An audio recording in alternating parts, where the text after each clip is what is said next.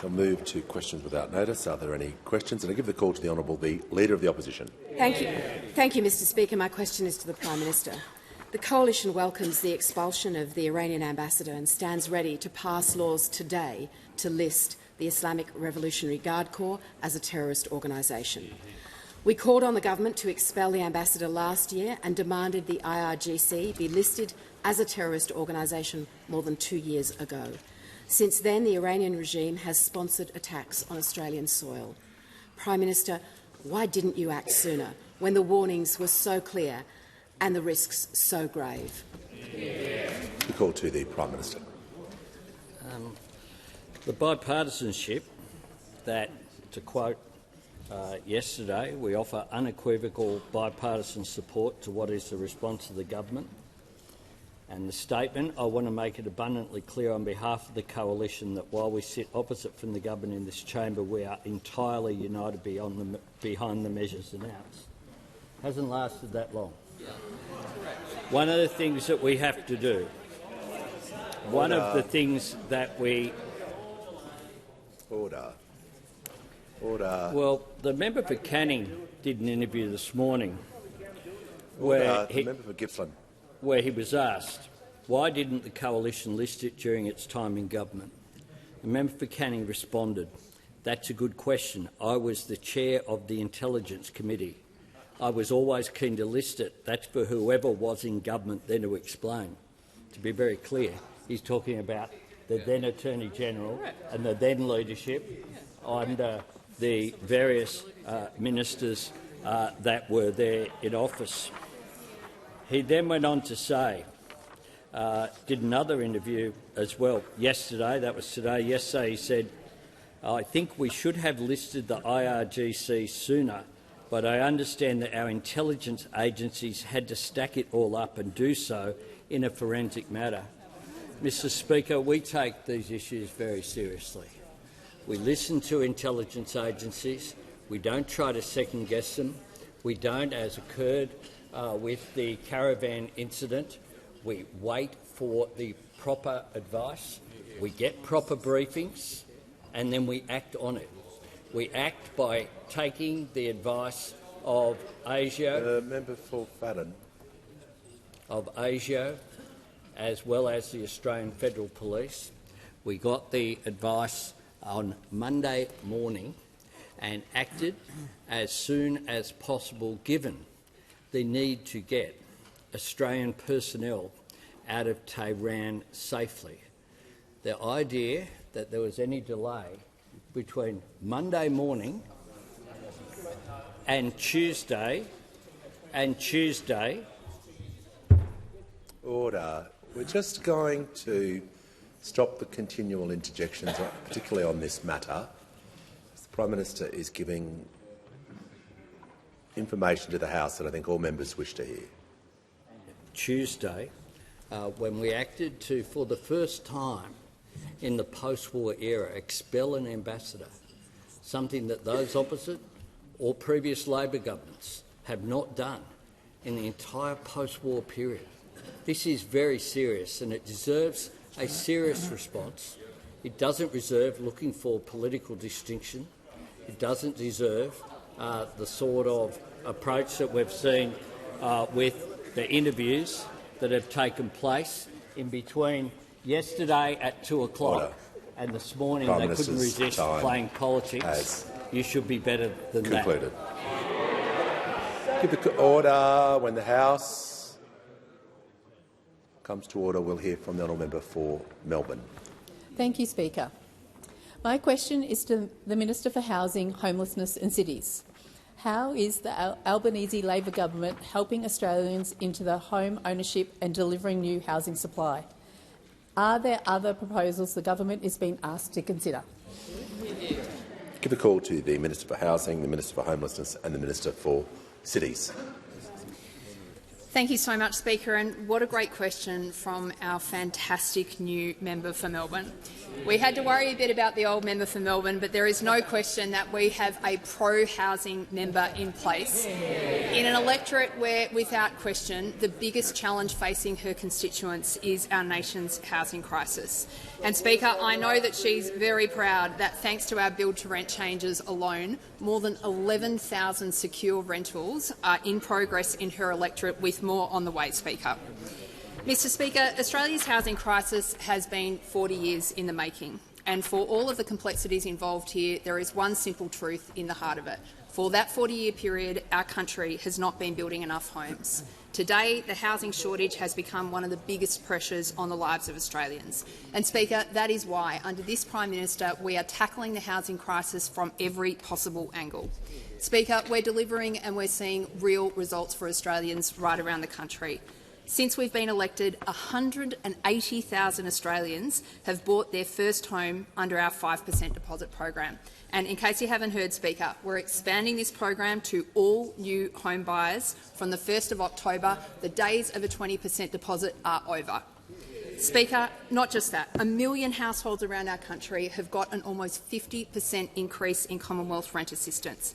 500,000 homes have been built around our country since we've been in office. New housing approvals are up 30%. We've got 28,000 social and affordable homes in planning or construction, and our build-to-rent scheme is unlocking 80,000 new secure rentals across the city.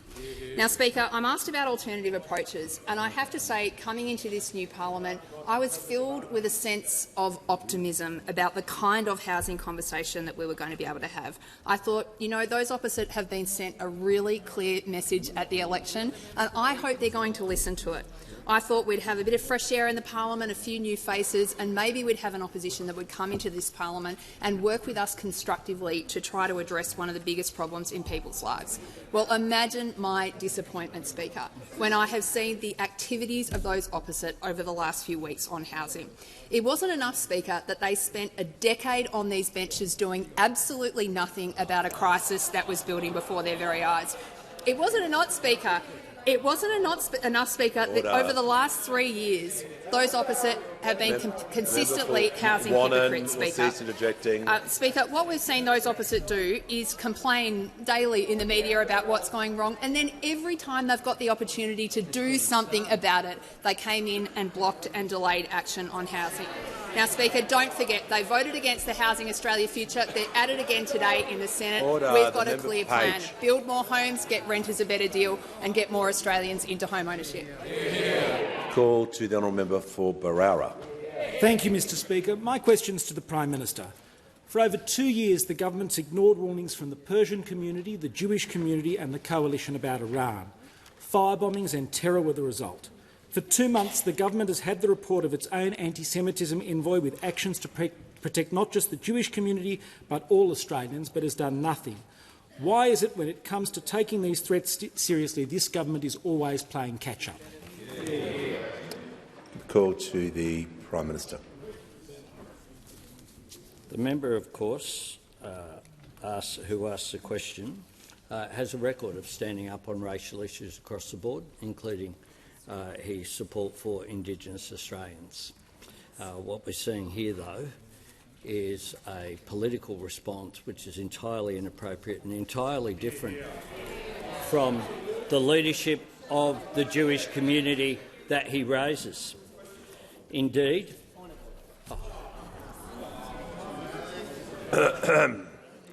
I'll hear from the manager on a point of order. The Prime Minister couldn't avoid making an inference on the member for Barara. That is not a political attack that the member is making. It's a genuine point of order, it is something that the member for Barara has a long-standing track record of feeling passionately about. Manager will pause. The member for Isaacs is warned. I want to hear the point of order, and I'm going to ask you to state the point of order straight away. Point of order is the imputation against the member for Barara. The imputation that he's doing something for a motivation that is political. He is not. He's a long-standing track record on these issues, and he raised a question. It's completely unnecessary for the Prime Minister to accuse him on a national security issue of being political.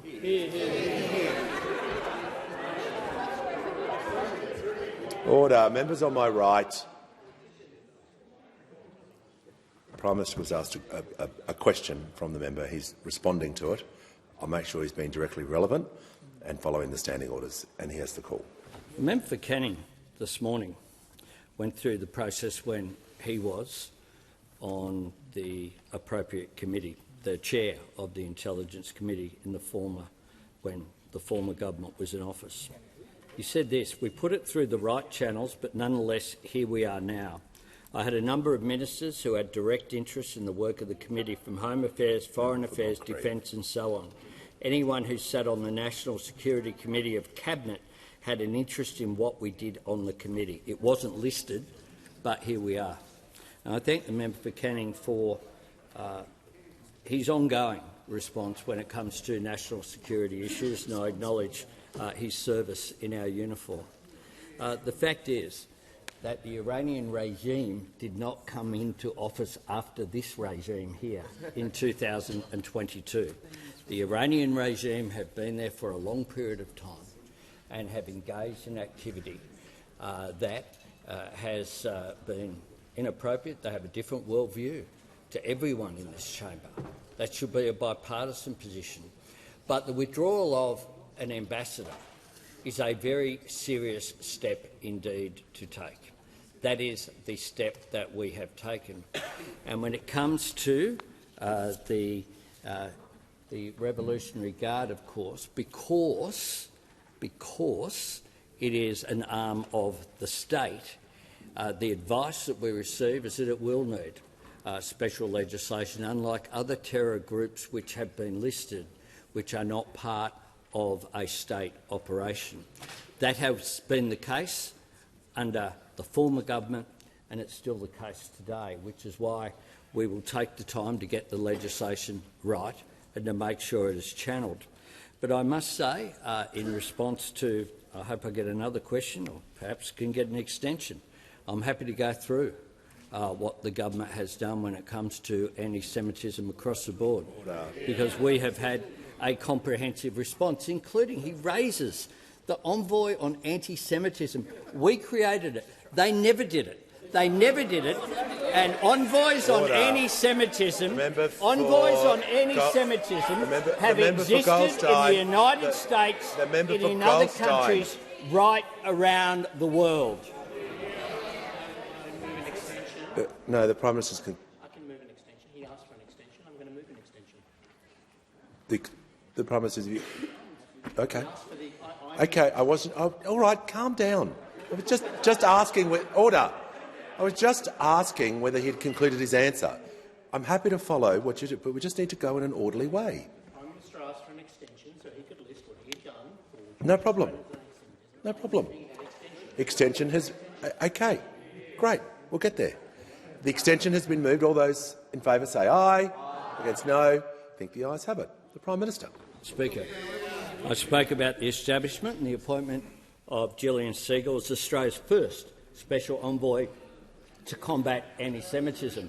One of the first things... Order. The member for Fairfax, the person next to you just asked for an extension so that the Prime Minister could list all these things. You asked for this, so everyone is going to be silent now because you've requested the Prime Minister list the items, and he's going to do so.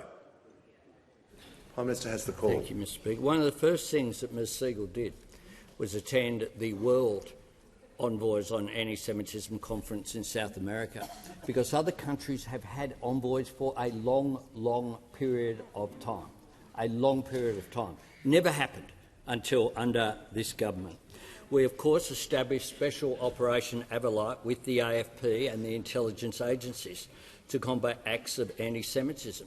And what they have done is make rather extraordinary findings after hard work about the caravan incident in Sydney and then about the incidents in Melbourne with the Adas Synagogue and the restaurant in Bondi.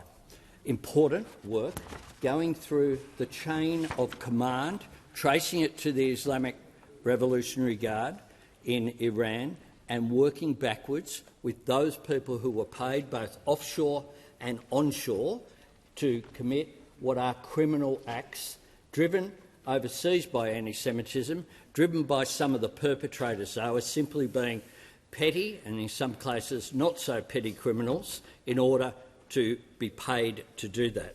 We have imposed new counter-terrorism sanctions on Telegram. We have had a landmark ban on the Nazi salute and hate symbols. Never happened before, with penalties of 1 year imprisonment or a fine of up to $16,500. We've criminalised doxing, something that was raised by the Jewish community in particular, legislation that was opposed by the coalition when we did it last year. We have worked with states and territories on a national hate crimes and incident database. We've appointed Australia's first national student ombudsman, and just this week on Monday I met once again, as I have every year for a couple of decades, with the Australian Union of Jewish Students, talking to them directly about what they had gone through in recent times, and talking to them as well about something that is not new. I had the President of National Action's, James Salim, who ended up in jail for murder, who ran for President of Sydney in the SRC way back in 1983 when I was a student there. Anti-Semitism is not new. It has been around for a long period of time, as has neo-Nazis as well, been around for a long period of time. And ASIO have warned about the rise of hard right extremism, and of course we see tragically in recent times, we'll have more to say when the police are able to confirm issues, and we await those announcements before we raise them in the House. We also, in the weeks following the 7th of October terrorist attack, we committed $25 million for improved safety and security at Jewish sites across the country, including schools. We added to that, within 24 hours of being requested, $32.5 million for security measures for schools and synagogues. We passed legislation to criminalise hate speech. We provided $250,000 towards the replacement and restoration of Torah scrolls in the Adass Israel Synagogue, $1.2 million for security upgrades to current buildings, and $30 million to restore the synagogue and community centre. And I was the first Prime Minister to visit the school there at Adass Israel. We provided $8.5 million to upgrade the Sydney Jewish Museum, where I went with the member for Wentworth, with funding to also go towards the Centre of Jewish Life and Tolerance. We announced $100 million for countering violent extremism. We provided an additional $4 million to expand the social cohesion work of Together for Humanity in schools. We've provided $4.4 million to establish the National Holocaust Education Centre here in Canberra. Now, this will be accessible to the more than 160,000 school students who visit Canberra each year. I myself was able to welcome Enfield Public School here about an hour ago. They might be in the gallery somewhere during question time. It is important that when people visit the centre here, just like they visit the National Gallery or the National Museum, the Australian War Memorial, part of that itinerary for young Australians as a part of raising the issue of anti-Semitism, of education, we will do. We committed $18 million to the Jewish Arts Quarter in Melbourne. I'm asked also in the original question as well about the response of the Jewish community. Jewish community, Jeremy Liebler from the Zionist Federation of Australia. The government's actions today send a powerful and principled message that terrorism, foreign interference and hate have no place in Australia. AJAC, the Australia, Israel and Jewish Affairs Council. The government has acted promptly and appropriately in response to ASIO's confirmation of this Iranian aggression against Australia. The New South Wales Jewish Board of Deputies. The government has taken the right and appropriate steps in prescribing the IRGC and expelling Iranian diplomats based in Australia. The Iranian community as well. Iran, we welcome the Australian government's decision to expel the ambassador of the Islamic Republic of Iran following ASIO's confirmation of the regime's direct involvement in attacks on Australian soil. The Australian Iranian Community Organisation. We commend Prime Minister Anthony Albanese and his government for their clear and resolute actions.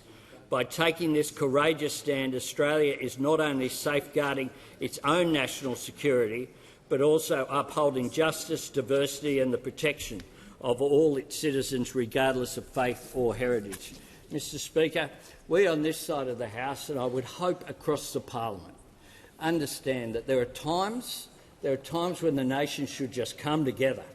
I would have thought that yesterday was one of those times, and it was. It's a pity it hasn't lasted till today. Before I call the member for Reid, I'd like to do some acknowledgements for the House.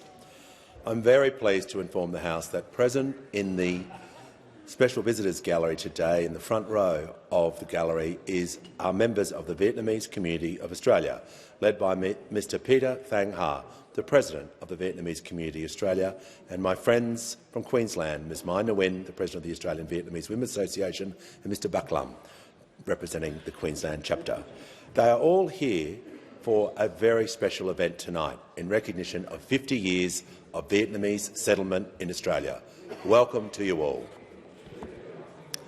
I'm also pleased to inform the House that today we are joined by members of the Youth Steering Committee, a group of young people between 12 to 25, selected from every state and territory to give advice on government policies and programs, and also a delegation from the Northern Council Alliance, representing the northern suburbs of Melbourne.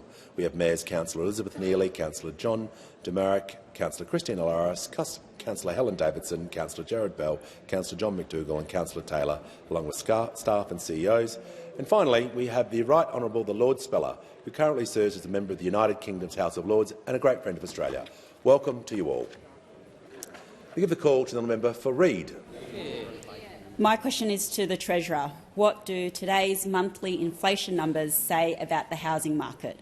Why is the government's housing plan so important, and how does it contrast with other proposals? The call to the Treasurer. Thanks, Mr Speaker. Can I salute the influential role that the member for Reid plays in the delivery of our cost of living assistance and also our housing policy as well. Mr Speaker, new figures from the Australian Bureau of Statistics today showed that headline and underlying inflation ticked up in July, but they were still well within the Reserve Bank's target band. This makes it the 8th month in a row that headline inflation and underlying inflation have come in either within or below the Reserve Bank's target range. And even though these numbers came in a little higher than market economists expect, they are a reminder that inflation has more than halved since we came to government, Mr Speaker. When we came to office, those opposite had left us monthly inflation at 6.1% and absolutely galloping. It's come down substantially under this government, and interest rates have come down 3 times as a consequence of that. Now, as I've said before, as the Reserve Bank Governor said, I think I said it during question time this week, Mr Speaker, we know that the monthly inflation figures can jump around a bit. They're less reliable than the quarterly figures. They don't compare the same basket of goods and services from month to month, Mr Speaker. And in this case, the volatile and one-off factors include the timing of the energy rebates. But underneath the headline figures today, Mr Speaker, there was some very encouraging signs on housing.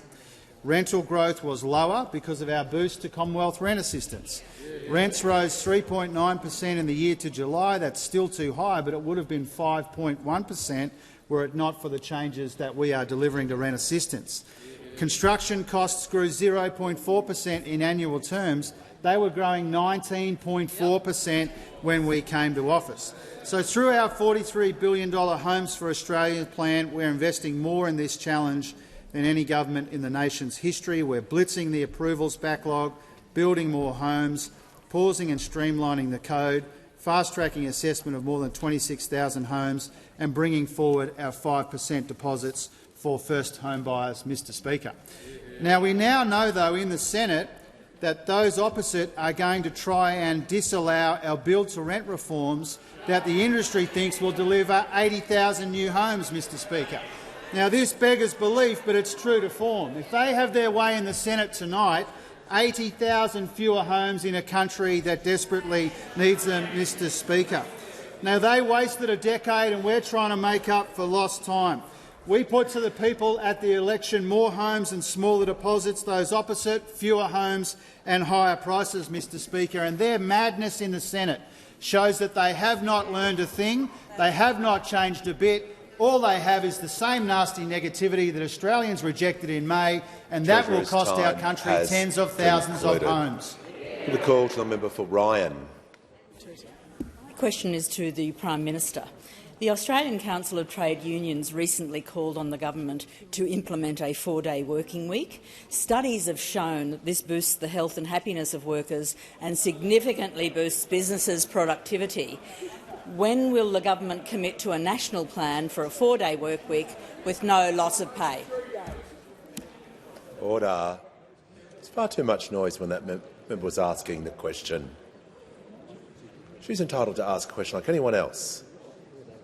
So we do not need the commentary or laughing or guffawing.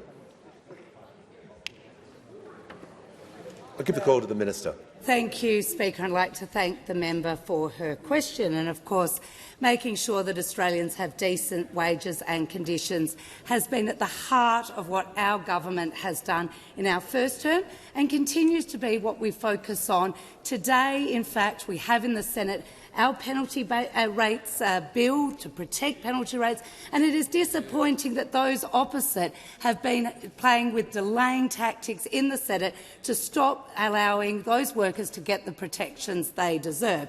But, of course, when it comes to flexibility at work, our government put through laws in the last term that do allow workers to request flexibility at work, whether that's in the location of where they work or indeed how they might have a span of hours, such as compacted work weeks.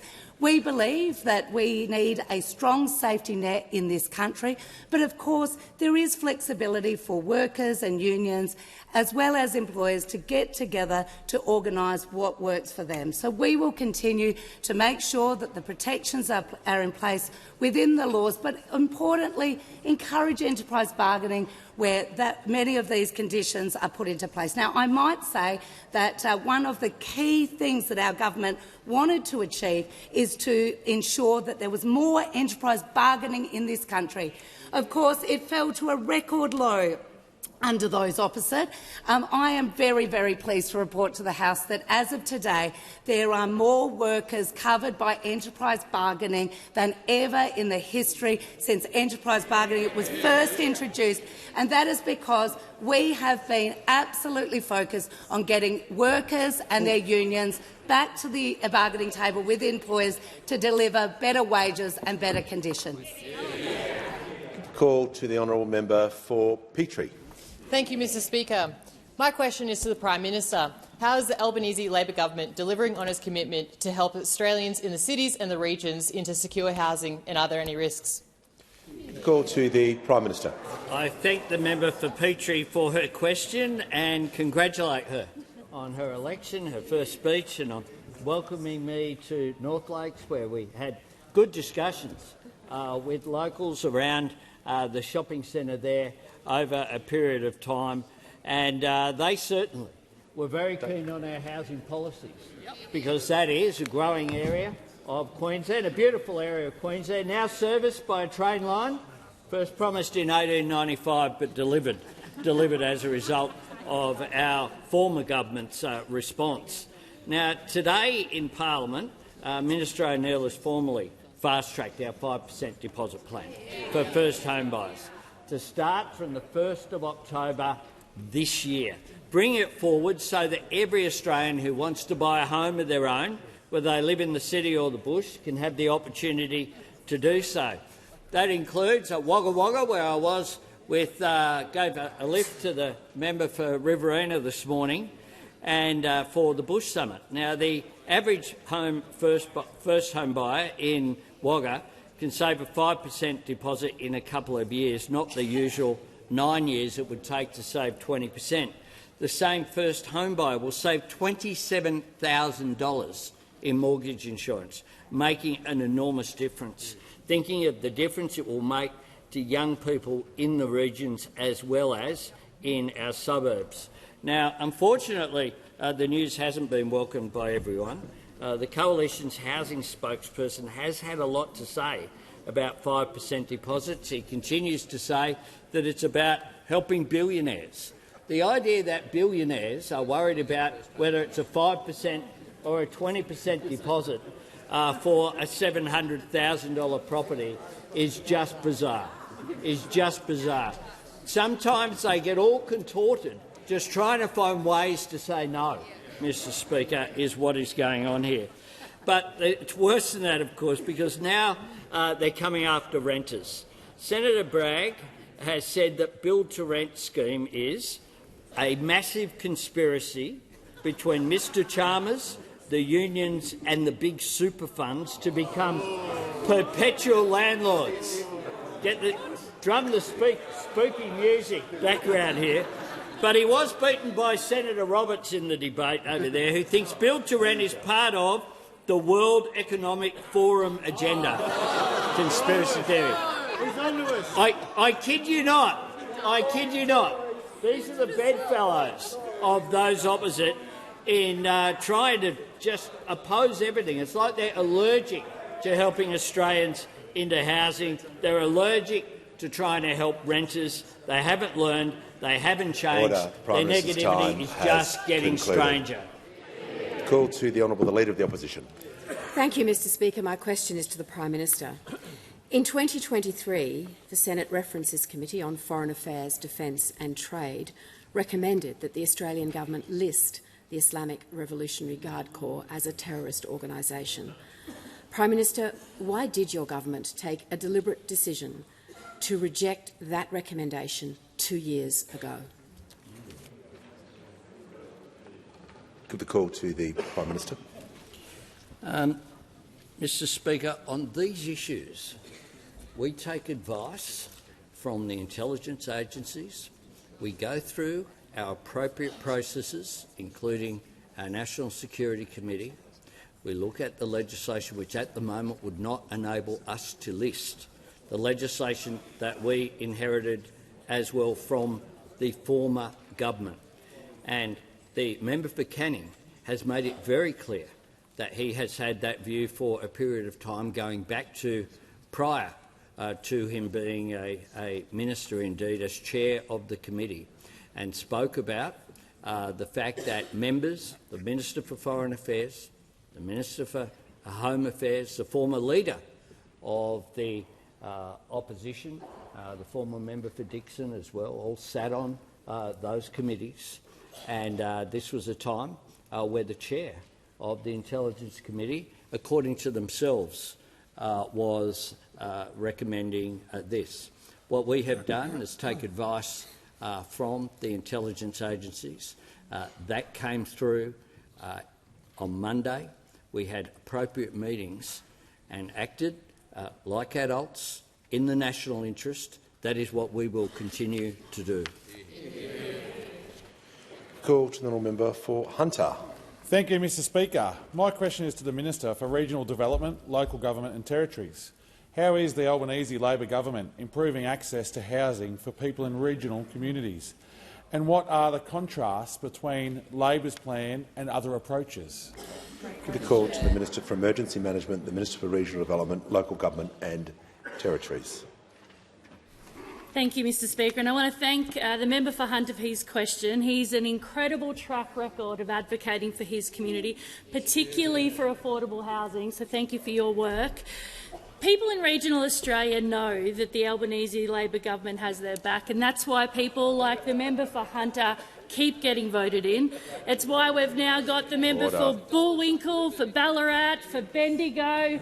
We've got regional members over here replacing many former regional members from that side.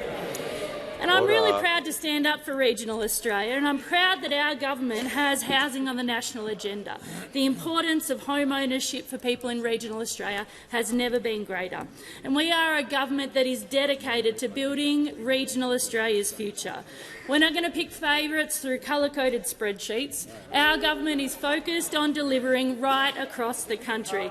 And this includes being able to buy a home for a 5% deposit. It'll be a game-changer across regional regional Australia. It will take years, Mr Speaker, years off the time it takes to save a deposit, helping more young people into that dream of home ownership. Whether you're in Branxton or in Bega, you'll be able to get into your own home faster. And on this side of the chamber, Mr Speaker, we have helped more than 38,000 people into home ownership through our regional home guarantee. That is 38,000 more people who are now able to afford to live in the towns that they've grown up in, the towns they work in and the towns they love. Mr Speaker, since taking office, the Albanese government has invested nearly 20 times more in crisis and transitional accommodation than the previous coalition did in 10 years. We're delivering practical solutions for people who need crisis accommodation. There are 42 projects underway across the country supporting housing in regional communities in the Blue Mountains and in Queanbeyan. And we are committed to delivering infrastructure across regional Australia too, which includes partnering with other levels of government to deliver the enabling infrastructure that regional communities need to deliver more homes. Our housing support program is providing millions to regional communities, $27 million to Marulan for their wastewater treatment plant to unlock 400 new homes, $45 million to deliver sewer and water infrastructure in Kempsey, including water treatment plants to unlock 430 homes, and $10 million for enabling infrastructure at Lake Wyangan to deliver 500 homes. Because on this side of the House we want to see more Aussies into homes in the regions that they want to live in. Regional communities know that they can vote Labor and they can get results in their community. Call to the honourable member for Cowper. Thank you, Mr Speaker. My question is to the Assistant Treasurer. Will the Assistant Treasurer rule out changes to the fuel tax credit scheme?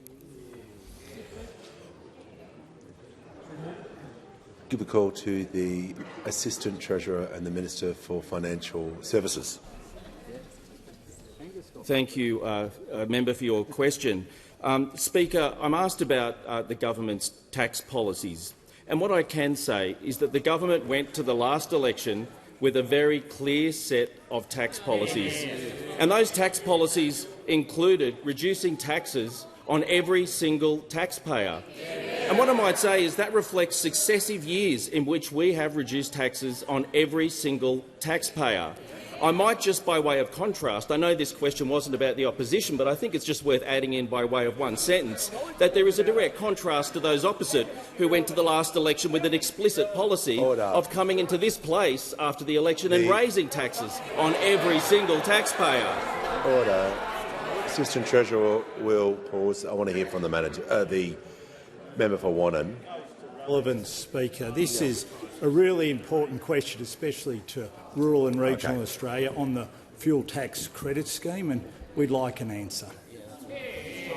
I thank the member for Wannon. The Assistant Treasurer was not asked about alternative policies. He was not asked about any other things than the specific topic he was asked about, so he'll need to make his answer directly relevant, otherwise I'll sit him down. What I will say, Speaker, is that those opposite have reduced themselves, and when it comes to tax, to this rule-in, rule-out game, what I would say is our tax policies have not changed. It's to reduce taxes on taxpayers, and that's what I stick by. Order. When the House comes to order, we shall hear from the member for Bass. Thank you, Speaker. My question is to the Minister for Veterans Affairs and Defence Personnel. What support is the Albanese Labor government providing to our veterans when it comes to housing? And did anyone seek to delay this support for our veterans? Call to the Minister for Veterans Affairs and the Minister for Defence Personnel. Well, thank you, Speaker, and I thank the member for Bass for her very important question. I know she is concerned to ensure, as I think we all are, that our veterans receive the very best care when they need it and as they deserve, because we know that people do better when they have a roof over their head. But we also know that we are in a position to be able to help our veterans get back onto their feet more quickly when they get the support services that they need as well. And when people have put on our nation's uniform on our behalf, we have an obligation to make sure that they get that support. Every year, about 6,000 veterans find themselves at risk of homelessness. It's why, in the lead-up to the 2022 election, as part of our $10 billion Housing Australia Future Fund, we specifically committed to $30 million of funding to support housing for veterans as well as those wraparound support services. And we are doing that to support veterans all over the country, with better wellbeing support through our Veterans and Families hubs and, of course, through our Veteran Acute Housing program, which is going to support up to 78 dwellings to provide crisis and transitional accommodation for our veterans and families. It will mean we'll see housing rolled out across the far north of Queensland, in southern New South Wales, in the southern suburbs of Perth, in central Queensland, in the mid-north coast of New South Wales, in Victoria, all across the country. Service provision is expected to be rolling out to commence from the beginning of 2026, and we'll see more bricks and mortar facilities coming through, being delivered all the way through to 2028. Now, you might say, as we hear often from those opposite, why is it taking so long? That was an election commitment in 2022. And they would be right, Speaker, to ask that question, especially when you consider that it is those opposite, the voices of those opposite, that cause such delay. Particularly, I think it's worth drawing to the Parliament's attention that we're rolling out veteran housing in support in the electorate of the Leader of the Opposition, in the electorate of Flynn, in the electorate of Cowper, and yet it's those people that were holding up the legislation that would enable us to deliver those support services. Just like they're holding up the build-to-rent scheme in the Senate right now. The opposition here has formed when it comes to not delivering housing. We are going about delivering housing to support our veterans. We've got the funding going out the door finally after delay caused by you, Leader of the Opposition. You caused delay for veteran support in your electorate. If you want to raise it, you were to blame for the delay in that housing being provided. Order. I'm just going to remind ministers, particularly Minister, that, and it is becoming a little apparent to everyone that the term "you" is not the correct term to use when answering, addressing through the chair. Call to the Deputy Leader of the Opposition. Thank you, Mr Speaker. My question goes to the Treasurer. Can the Treasurer explain to the House why electricity prices have jumped an extraordinary 13% over the past 12 months? Call to the Treasurer. Mr Speaker, I want to be really clear and say that the last person on earth that I will be lectured about energy prices is the member for Fairfax. The very last person on earth that I would be lectured on energy prices is the member for Fairfax. The last people who took the member for Fairfax seriously on energy prices used to sit over there, and now they watch Question Time from home, Mr Speaker. And that was the madness of the nuclear meltdown that the member for Fairfax was responsible for, and the pure madness of it was that he wanted to waste hundreds of billions of dollars building nuclear reactors that would push energy prices up, not down, Mr Speaker. And we saved the Australian people from his madness. Member Warren, I've got this. I've got it. I'm sure. Trust me, I'm sure. Resume your seat.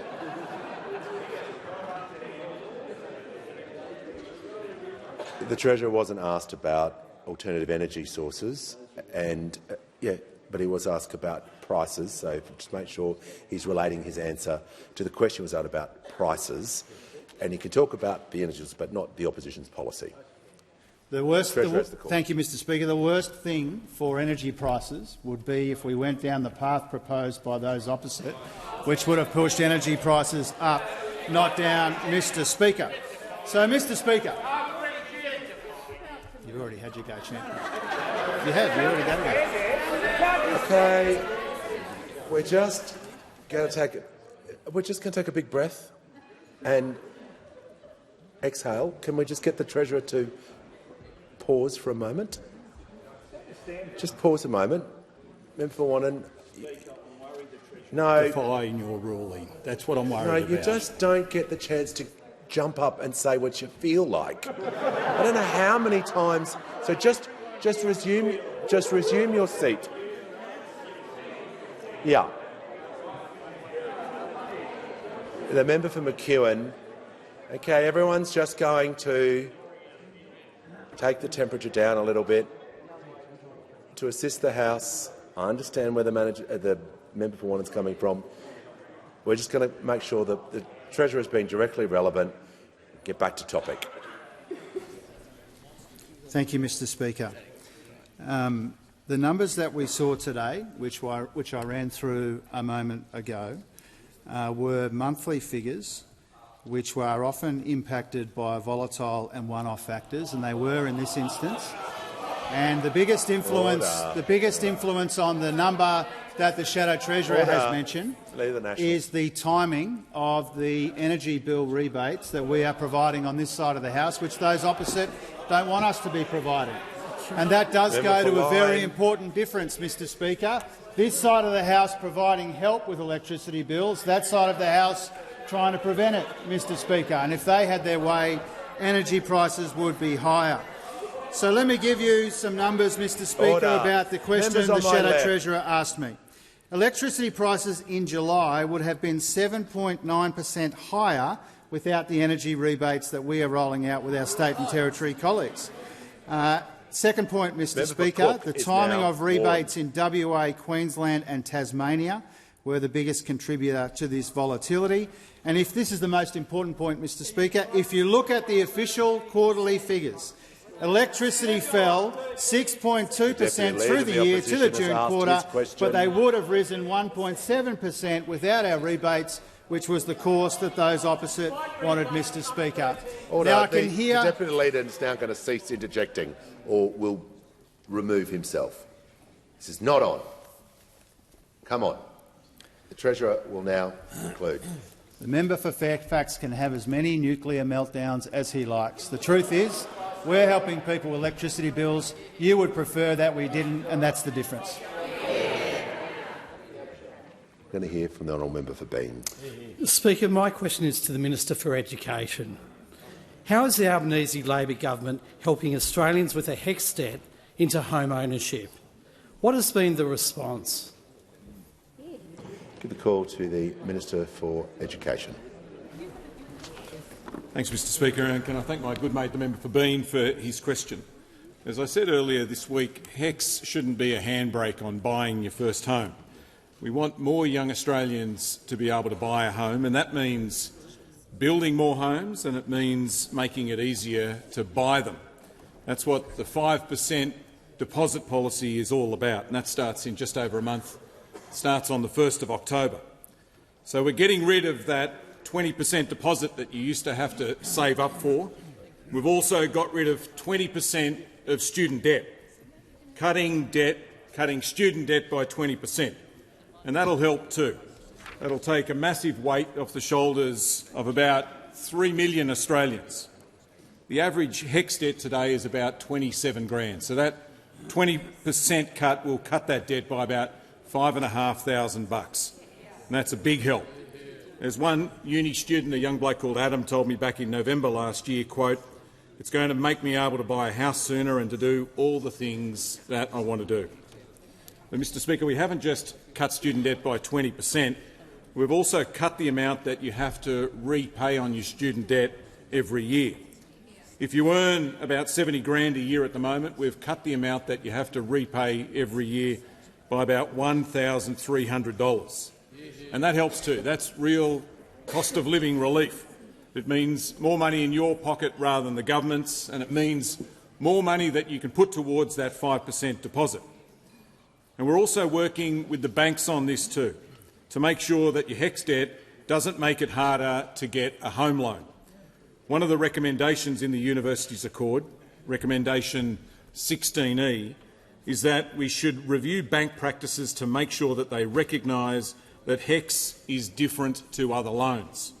And the truth is HECS debts are different to other debts, like credit card debts or personal loans, because you can't default on a HECS debt, and so they should be treated differently by the banks. That's why the Treasurer asked APRA to look at this. That's why APRA issued new guidance to the banks about this, and I'm glad to see that a number of banks have already acted. The National Australia Bank, for example, announced last month that student debts of $20,000 or less wouldn't affect how much someone could borrow. So that is good news. We're cutting student debt and we're making it easier for young Australians just out of uni, just out of home, to buy their first home. We promised it before the last election and now we're delivering it. Yeah. Give the call to the member for Kennedy. To Prime Minister, Glencore's announced closure of Mount Isa's copper smelter and Townsville refinery takes down 13 supply mines and Australia's giant fertiliser plant. Townsville Enterprise estimates 15,000 jobs vanish. Glencore's incompetence and unpleasantness notwithstanding, gas prices are $16, whilst Russia and America is $6. Surely a gas reserve resource policy is imperative. Further, can financial assistance be given on a conditional 50% government ownership basis only to Glencore? Prime Minister, won't rescuing Mount Isa enrich the aquifers of your soul, enhancing your Christianity and patriotism? The call to the Prime Minister.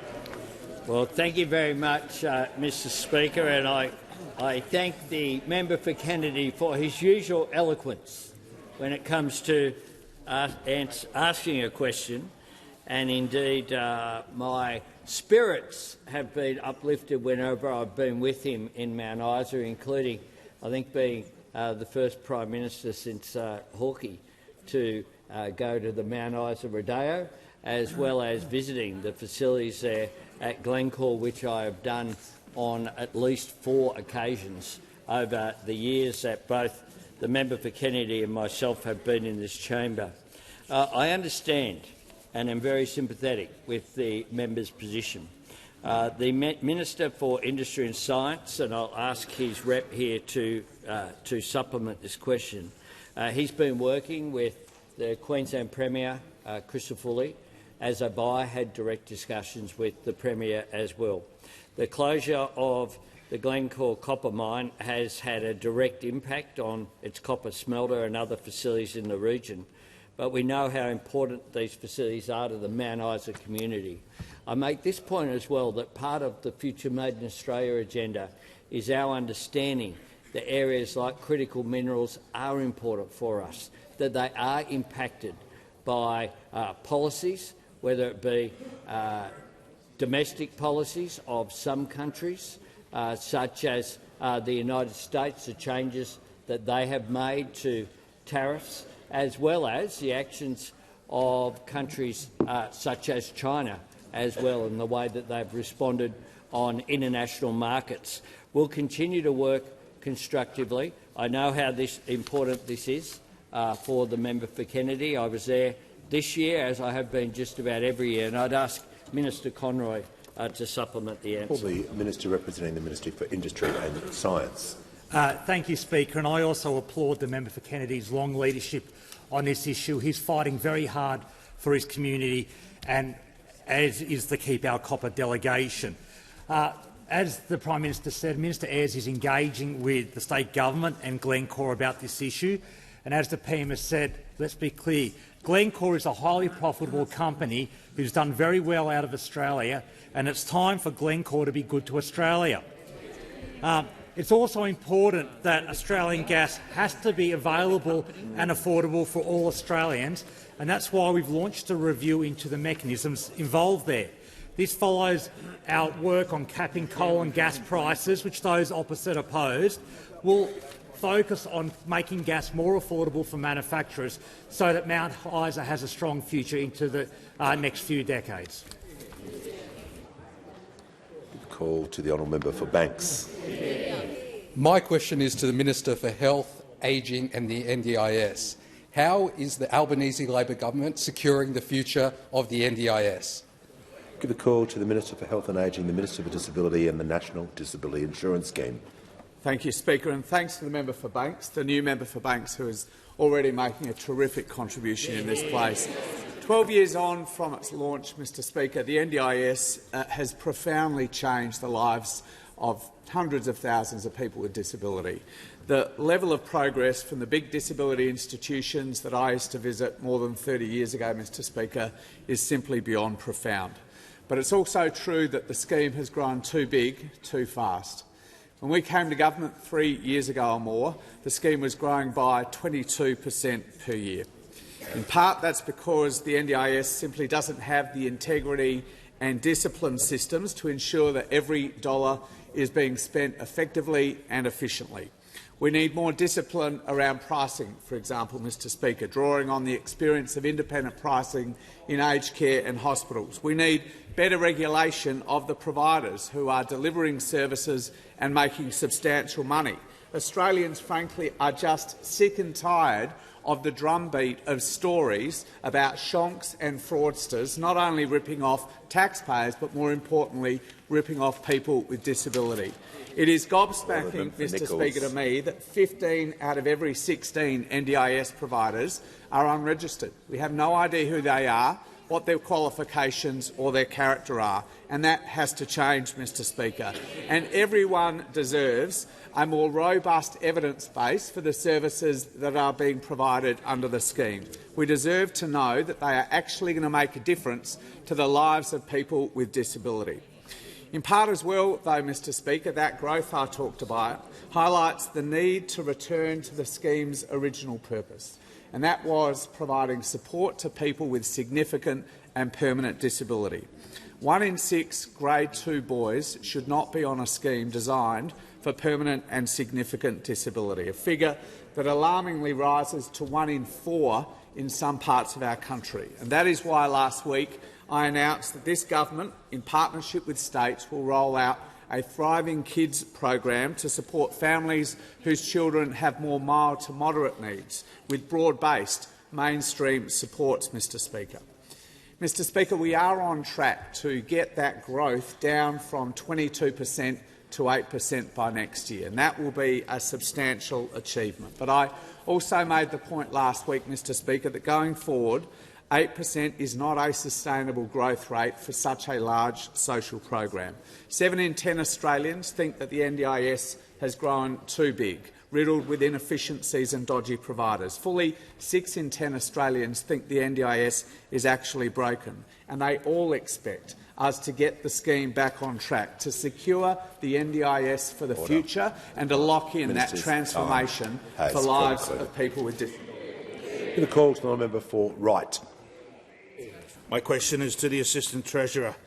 Can the Assistant Treasurer rule out any changes to the tax treatment of the family home? Call to the Assistant Treasurer and Minister for Financial Services. Speaker, I thank the honourable member for the question. It reminds me of that old saying that the definition of insanity is doing the same thing over and over again and expecting a different outcome. Well, I've just received 4 questions asking me to rule things out, and I'll say very briefly, our tax policies are very clear. We took them to the election. They're the policies that I'm implementing. We've already delivered a HEX cut. We've already delivered a freeze in the beer excise. Order. And as Assistant Treasurer, I keep working on those policies every day. Yeah. Order.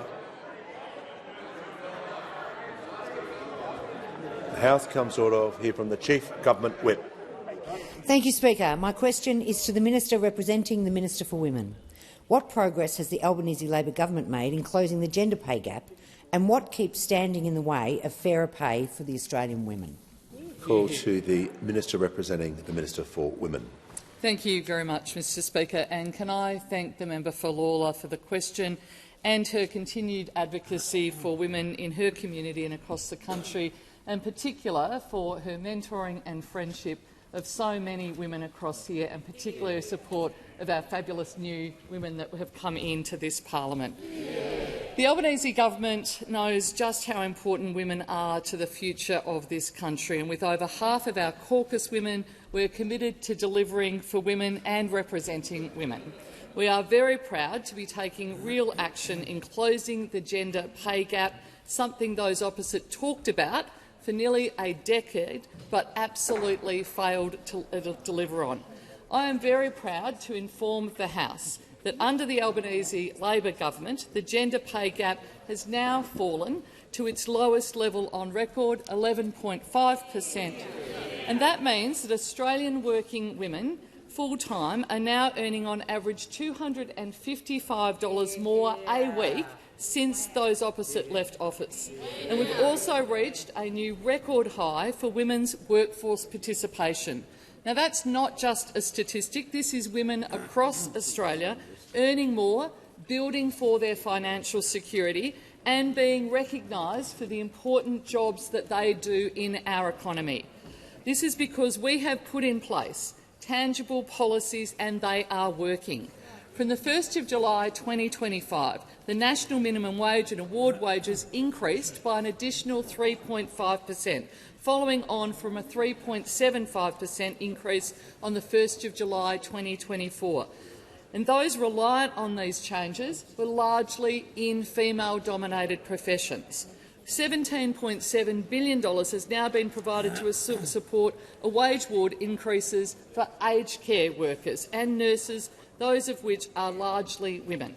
We've also committed $3.6 billion in funding to support a 15% wage increase for the early childhood workforce, which is more than 90% female. We know what makes a difference, and that's why we are getting on with delivering. Let me be clear. Gender equality in Australia will not be achieved by accident. It takes leadership and purposeful policy decisions that our Cabinet is making. It takes that dedication and it takes action. It's what this government is doing, and frankly, those opposite still continue to stand in the way. They voted against accelerating close of the gender pay gap by lifting the bar for bigger employers, a recommendation they previously supported. They voted against better pay and secure jobs. They called wages increase in care industries a sugar hit, and they voted against stronger protections. It's only this side of the parliament that actually supports gender equality for women. Give a call to the member for Bradfield. Mr Speaker, my question is for the Minister for Education. Universities are facing chronic underfunding resulting in drastic cuts to staff and degrees, and I've heard from distraught students whose degrees are being discontinued midway through. Charging for services not delivered in any other context would be called a scam. What is the Minister doing to protect students and guarantee that the units those students have completed and paid for will be credited towards the completion of a similar degree? Call to the Minister for Education. Thanks, Mr Speaker, and can I thank the member for Bradfield for a question and congratulate her on her election to this place. The first point I'd make is that we're investing an extra $6.7 billion into our universities over the next decade. That's all part of the first stage of our implementation of the Universities Accord. It's about helping to make sure that more young people get a crack at going to university, particularly a lot of young people from our outer suburbs, from the bush, from disadvantaged backgrounds. The second point I'd make is that where a young person finds themselves in the situation that you've just pointed out, universities have legal obligations. They've got to provide that student with a teach-out plan. It basically means that they've got to enable that student to complete that degree, to complete the study of that course, or find a mutually acceptable alternative at no disadvantage to that student. So that is the law. That is the law. That is the legal requirement under the TEXA Act. But I'd make the point also that where universities are making decisions that affect students, that significantly affect staff or students, then talk to them, listen to them, work with them, consult with them properly. Can I make the general point here that I want to see our universities grow? I want more young people to get a crack at going to university. There are more young people starting a uni degree this year than ever before.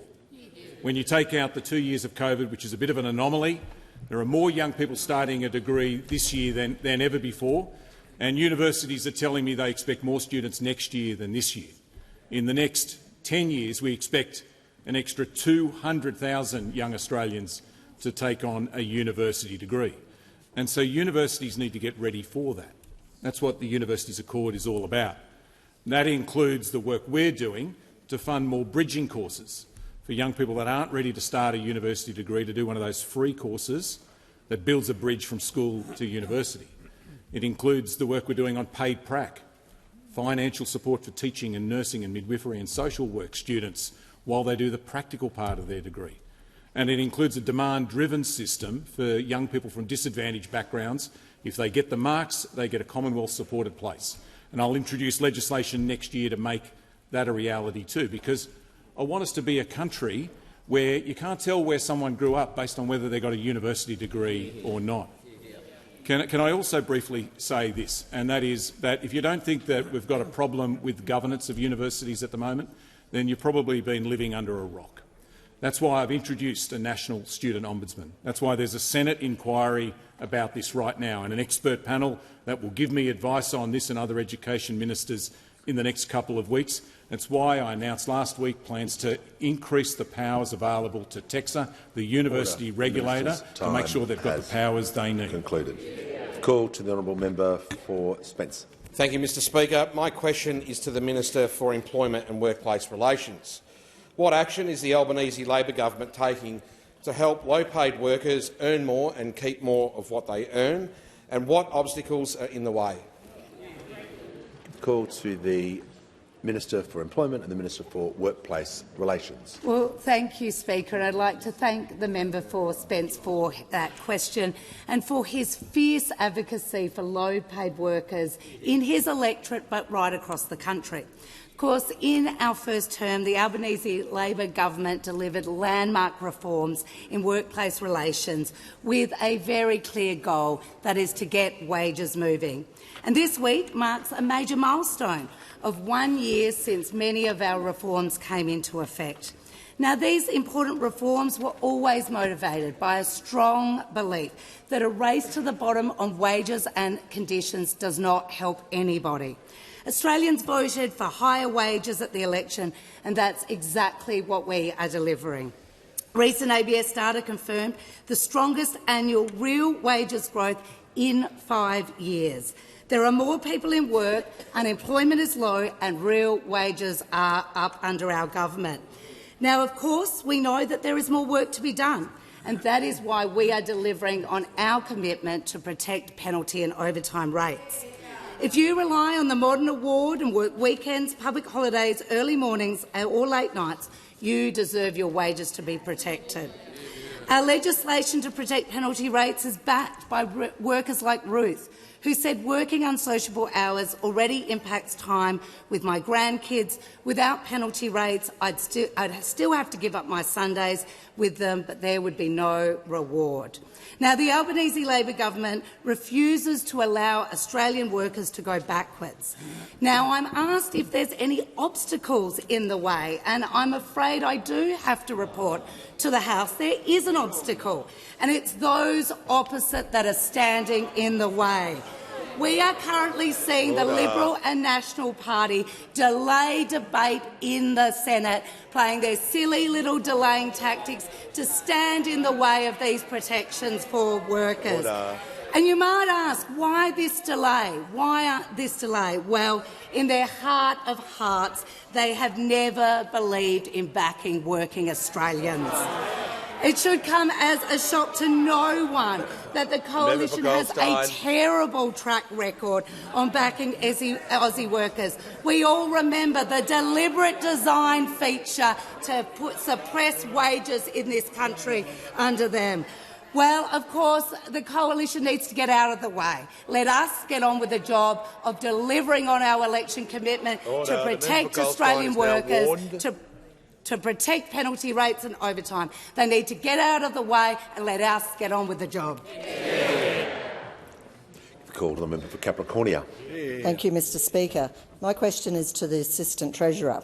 During Labor's first term, we saw the debacle of the government's attempts to impose a biosecurity protection levy, which would have forced Australian farmers to pay for the biosecurity risks of their foreign competitors. Will the minister rule out taxing farmers more in order to fund our nation's biosecurity system?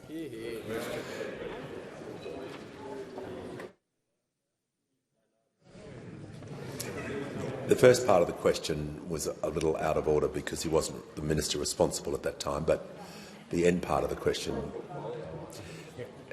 yeah, and the minister is not directly responsible, as I understand, for that order.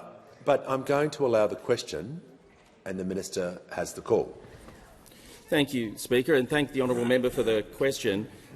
What I can rule in is the government's tax policies. What I can rule in is tax cuts for all Australian taxpayers.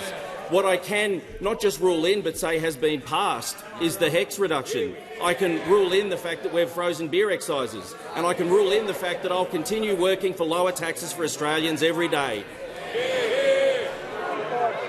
Order. Order. When the House comes to order, we'll hear from the honourable member for Sturt. Thank you, Speaker. My question is to the Minister for Climate Change and Energy. How are Australians acting to save on energy costs and reduce emissions? What policy proposals would block action? Call to the Minister for Climate Change and Energy. Well, thank you very much, Mr Speaker. The current member for Sturt is the best member Sturt's had in 50 years, Mr Speaker. And I'm very glad to get a question from her, and I'm very glad to tell the member for Sturt and the House that there is a milestone today. Order. Because as of today, 40,004 Australian households have installed a cheaper home battery. And I'm happy to tell the House that South Australia has led the way, Mr Speaker. The member for Fairfax interjects. I'm not going to have a bad word said about the member for Fairfax, Mr Speaker. He's a role model for those behind him. If you come up with a toxically unpopular policy and fail to sell it to the Australian people, you too could be deputy leader of your party, Mr Speaker, I digress. Yesterday I told the House the member for Mayo leads the leaderboard in South Australia and Australia, and that remains the case. Order. But the people of Sturt have the second biggest take-up of chip-home batteries in South Australia and Australia as well, and the member for Booth becomes third in South Australia. Now, it's not just households, Mr Speaker. It's not just households, small businesses as well. Like the Salopian Inn in the McLaren Vale, which I visited a couple of weeks ago, a great South Australian institution, a wonderful restaurant, and they've installed a cheaper battery, and they're saving on their bills and their emissions, and they are making sure that they are reducing their emissions as well. That is what the Salopian Inn, the McLaren Vale, is doing, and that's what small businesses and community groups around the country are doing, and they're embracing the Albanese government's policy. Now, the member asked me about alternatives, and this is particularly relevant in South Australia, because South Australians are taking this policy up. They have record renewable energy, and they're taking this policy up with great gusto. And it's also the South Australian Liberal Party, one of the Liberal parties, which has carried a motion to rescind net zero. They're providing pressure on the Leader of the Opposition. The South Australian Conference did that a couple of weeks ago. We've seen similar scenes to Western Australia where the state leader ruled it out. But this was moved by the Barker FEC, calling on the State Council to abolish calling on the Federal Parliamentary Liberal Party to abolish net zero. That was motion number 4. Motion number 5 was calling on the Federal Parliamentary Liberal Party to publicly recognise excess deaths from late 2021 to 2024, which are widely, the motion says, accepted to be due to experimental mRNA COVID-19 vaccinations. I mean, this is the modern Liberal Party. A big dose of climate denial, a big dose of anti-vaxxing, and they're ready to take on the challenges of modern Australia. The common theme is they don't like science, the modern Liberal Party, Mr Speaker. They don't like evidence. They don't like facts. They can't deal with the challenges of the modern world, which include climate change. It shows, Mr Speaker, they are just up to governing a modern Australia. Call to the member for McKellar. Thank you, Mr Speaker. My question is to the Minister for Health. I like science and I like facts. It's been over a year since the Standing Committee on Health, Aged Care and Sport made 23 recommendations following its inquiry into the state of diabetes mellitus in Australia, with obesity costing our health system around $12 billion a year, every year, and the rate of diabetes in Australia reaching crisis point. When will the government release its response to this inquiry and get on with the job of improving the health of Australians? Call to the Minister for Health and the Minister for the Disability and the NDIS. Thank you, Mr Speaker, and thank you to the member for McKellar for the question, for the work that she has been doing on that important committee, and as I understand it will continue in this term on the committee chaired by the member for Macarthur and now deputy chaired by the member for Keogh. That was a really impressive, ambitious report that I asked the committee to undertake because, as the member more than anyone in this place probably understands, this is one of the pressing public health challenges we have, driven in large part by poor diet, by rising levels of overweight and obesity. We're giving it very serious consideration. We'll provide a formal response in due course, but I do want to say, obviously, that we are responding to a number of those recommendations. In broad terms, a number of them go to food policy, and that is now being led by the terrific new Assistant Minister for Health, who has responsibility for that area, particularly in relation to food labelling. But also one of the recommendations from the report, as I recall, it goes to the dietary guidelines that we have in Australia that are being reviewed now by the NHMRC, as well as issues around marketing and advertising of unhealthy or junk food to children. And we have commissioned some work from, I think, the University of Wollongong to review that, and they are, I think, scheduled to deliver that work later this year. The report also contains a number of recommendations around access and affordability to cutting-edge technology and medicines. As you know, Mr Speaker, and as everyone here knows, we have now provided subsidised access to constant glucose monitoring, or CGM, for all 130,000 Australians living with type 1 diabetes. That has been an extraordinary advance for that group, but there are probably 10 times at least as many Australians who have type 2 diabetes. And a recommendation, a great debate through that inquiry, was whether those Australians might have, or some of those Australians at least, might have access to CGM. As the member probably knows, there are a couple of applications now before the Medical Services Advisory Committee to consider if and on what conditions access to CGM might be provided, subsidised through the MBS for type 2 diabetes patients. And I'm really looking forward to that advice. That, I think, is the appropriate next step in that phase.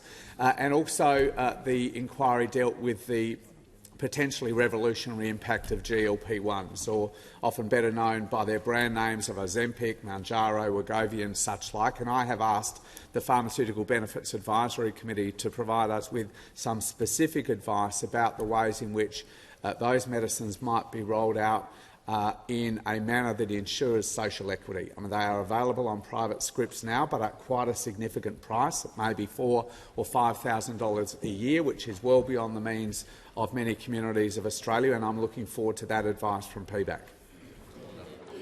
The call to the member for Werriwa.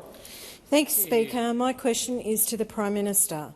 What measures have the government introduced to assist with the cost of living, and what obstacles has the government overcome to implement its agenda? The call to the Prime Minister. I thank the member for Werriwa for her question and for her fantastic work in South West Sydney. I was very proud to launch the member for Werriwa's re-election campaign, and a very successful campaign it was, based upon the cost of living assistance that we'd provided in our first term, but also committing to cost of living assistance in our second term. And from July 1 we have delivered a 3.5% pay rise for all minimum wage and award wage workers, taking the total increase under Labor to over $9,000. Those opposite, of course, never ever put in a submission saying that people should be looked after who are minimum wage workers. The super guarantee on the 1st of July rose to 12%. More energy bill relief kicked in. A $10,000 bonus for housing apprentices on top of their wages kicked in as well. 30% off home batteries that we know from the minister today has delivered for 40,000 households will benefit from a permanent reduction in their power bills, as well as all Australians benefiting from pressure being taken off the grid. A boost to Medicare with the additional $1.8 billion in extra hospital funding kicking in.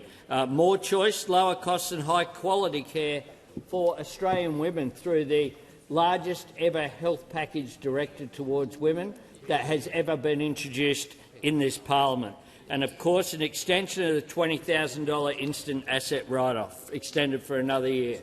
All of that kicked in on July 1, Mr Speaker, but further actions are rolling out through 2025. The legislation that we've now passed on student debt reduction of 20% will benefit 3 million Australians by an average of $5,500. We're already opening up the additional Medicare urgent care clinics that we committed to. Bulk billings being expanded from November. On the 1st of August, a very popular policy was we will have frozen indexation of draft beer excise for 2 years. And who can't drink to that, Mr Speaker? Aged care nurses will receive the next instalment of their pay rise in October, following the first instalment in March. And of course our tax cuts will kick in next year and the year after. Tax cuts, when we said we wanted to give a tax cut to all 14 million Australians, it was described by those opposite as a betrayal, treachery, trickery, shameful, class warfare, a war on aspiration. It would obliterate opportunity and crush confidence. No, what it's doing, Mr Speaker, is providing tax cuts for all 14 million Australians. That's a good thing. And on that note, I ask that further questions be placed on the notice paper.